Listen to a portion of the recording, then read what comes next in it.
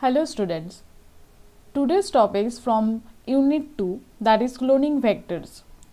So let's see what is cloning vectors. What are the meanings of cloning? Cloning means identical copy.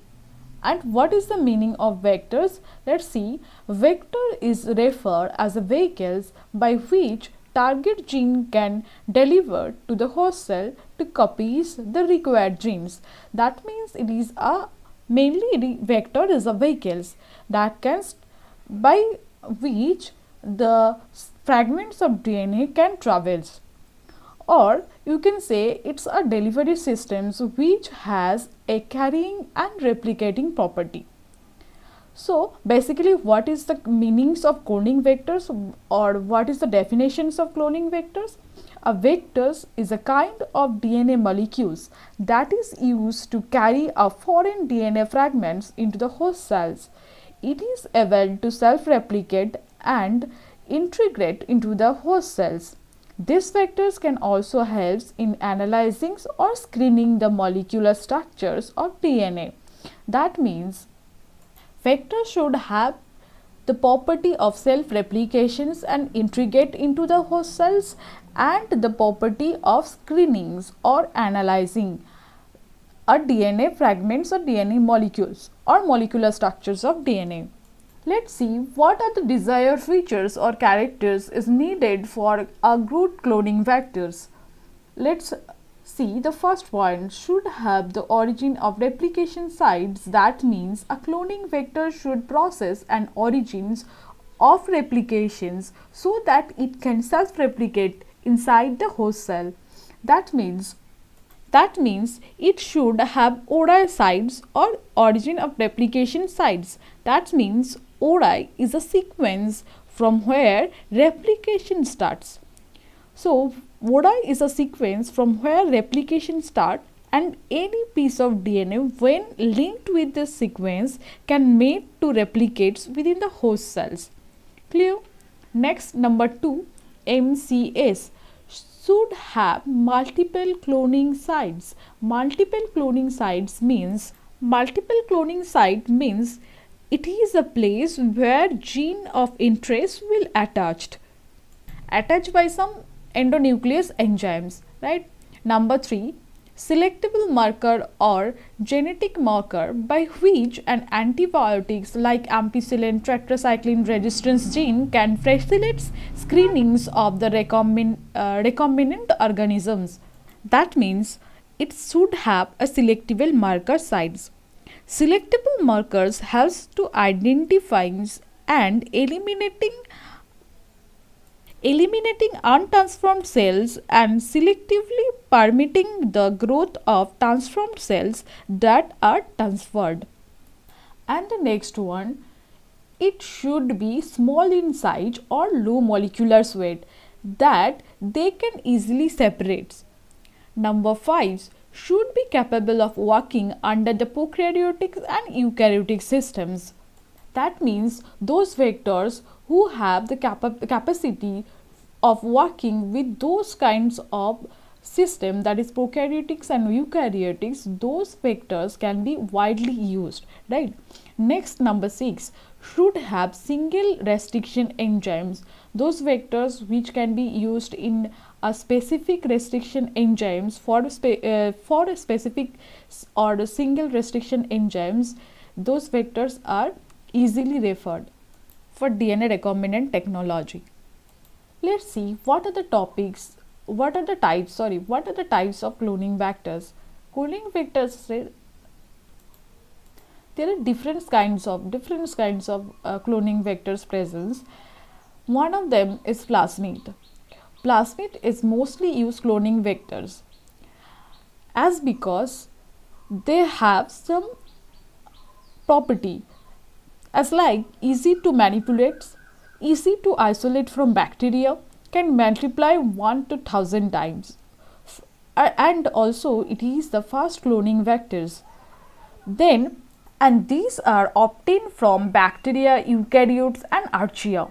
And nextly, it is from natural and exothermal self-replicating DNA molecules So plasmid is a natural exothermal self-replicating DNA molecules. And next, the some of the examples of plasmid vectors are PBr322, PUC18s, a plasmids. Those are the examples of the plasmid vectors. And PBr322 is the most popular plasmid vectors, is a much more common plasmids, which is designed to include the genes for ampicillins and tetracycline resistance at the several restriction sites. And you can see this P before the name of the plasmids, UPAC name of the plasmids, this P is always paper for the name of plasmids. P is always paper for plasmids, and this BR is also related to the founders of the name of the founders of this kinds of plasmids. And the number is also here. It is a identification number for, it can differs from different plasmid. This number, that means this number can differ for the different plasmid. Basically, plasmids, this is a exothermal circular self-replicating DNA molecules. Almost all bacteria have plasmids containing a low copy numbers, that is 1 to 4 cell numbers copies, a high copy number, that is 10 to thousands or 100 plasmid copies. The size of the plasmid vectors varies from 1 to 50 kbs, that is kilobase. Kilobase is the units of plasmid. So let's see the next cloning vectors. What is the next cloning vectors? Bacteriophages. In gene cloning, phage lambda and M13 phage are commonly used bacteriophage. It can carry the larger segments of the plasmids and can replicate into the bacteria, specifically for the E. coli. And phage lambda can carry 40 kb, that is kilobase, 40 kilobase. Next one is phagemids. This is an artificial vectors in the combinations of M13 phage, and blue-white screening is identified methods of this kinds of plasmids or this kinds of vectors.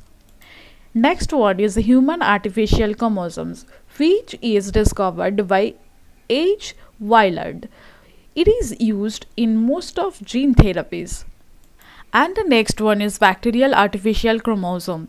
This type's chromosomes or artificial chromosomes is like as E. coli plasmid vectors. Basically, it is obtained from naturally occurring F plasmid. Also, it can accept approx 300 kb, that is kilobase, 300 kilobase. And next one is yeast artificial chromosome. It is also an artificial plasmid or artificial vectors. Next one is cosmid. Cosmid also has an artificial vectors. And retroviral vectors, there is human artificial chromosomes. And the last one is last and important ones, that is shuttle vectors.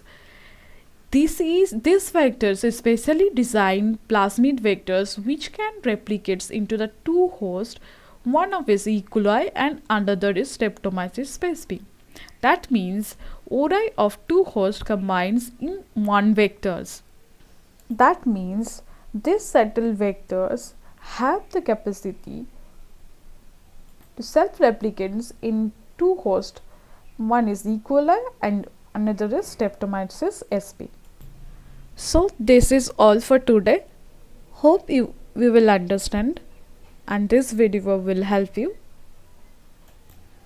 Thank you so much for watching.